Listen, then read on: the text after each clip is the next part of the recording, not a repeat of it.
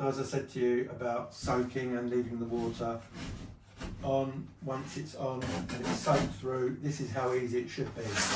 It should be easy, you can almost take it off with your hand. Don't start stripping until it comes off as easy as that, and that's how you want it to be. Another little tip I could give you, and I don't really know what the science is behind this, but I've just done it for years. I was told about it years ago and it works.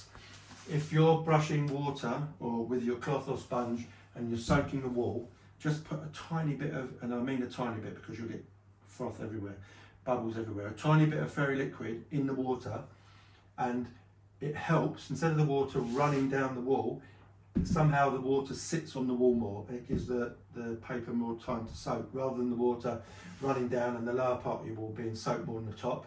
That little bit of fairy liquid, it adds some sort of adhesion to the water sits on the wall, soaks through, job done.